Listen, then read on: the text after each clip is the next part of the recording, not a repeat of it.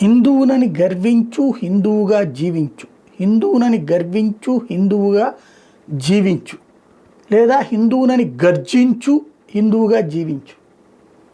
ఈ రెండవ నినాదం ఇప్పుడు అవసరమైంది అనుకుంటా. ఎందుకంటే హిందువుగా జీవించడానికి పెద్ద ఇష్యూ అక్కర్లేదు, హిందువుగానే జీవిస్తుంటాం. హిందువునని గర్వించడానికి అవసరం ఎప్పుడు? మనం గర్జించగలిగిన పరిస్థితిలో ఉంటాయి. భారతదేశంలో ఒక శివాజీ పేరు చెబితే శివాజీ విగ్రహాలు పెట్టడానికి వెనకాడుతున్నాం. అన్ని చోట్ల శివాజీ విగ్రహాలు ఉన్నాయా? పృథ్వీరాజ్ విగ్రహాలు ఉన్నాయా?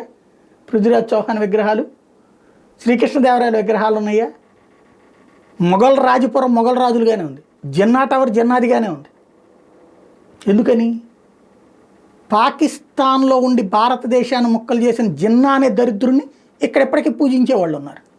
ఈ దేశపు తిని తింటూ, ఈ దేశంలో చదువుతూ, ఈ దేశపు ఉద్యోగాలు చేస్తూ, ఈ దేశంలో బ్రతుకుతూ కూడా భారతదేశం పాకిస్తాన్ అవ్వాలని కోరుకునేవాడు జిన్నా టవర్ని జిన్నాలాగానే ఉంచాలని కోరుకుంటాడు.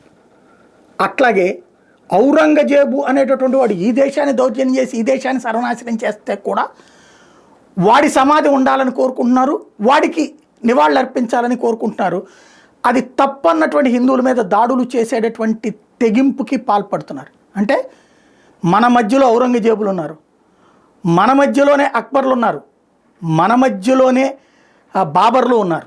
అంటే రాబోయే రోజులలో నువ్వు దశాబ్దాలు దాటినా సరే హిందువులు మనం అంతా ఒకటే, మనం అందరం భారతీయులు అనే భావన లేనటువంటి ఒక వర్గం పెరిగి పెద్దదవుతోంది. వీళ్ళు ఓ రకంగా చెప్పాలంటే నయవంచకులు, భారతదేశపు వ్యతిరేకులు, భారతదేశపు శత్రువులు. భారతదేశానికి రేపు పొద్దున ఏ పాకిస్తాన్ దండయాత్ర చేస్తే వాడికి అండగా నిలబడి మన వాళ్ళని ఊచకోత కోయడానికి సహకరించేవాళ్ళు. ఇది గుర్తుపెట్టుకోవాల్సిన అంశం. ఔరంగజేబుని సమర్థించేవాడు, బాబర్ని సమర్థించేవాడు, అక్బర్ని సమర్థించేవాడు ఆ జాతిని అంటలేదు ఇక్కడ, మతం కాదు లెక్క. అలాంటి రాక్షస కృత్యాలను సమర్థిస్తూ వాళ్ళు వీరులు సాధించారు అని చెప్పిన ప్రతి ఒక్కడు కూడా భారతదేశానికి శత్రువే. అట్లాంటి ఉన్మాదులు ఈ సమాజానికి ప్రమాదమే. అట్లాంటి వాళ్ళతో జాగ్రత్తగా ఉండాల్సిన అవసరం ఉంది.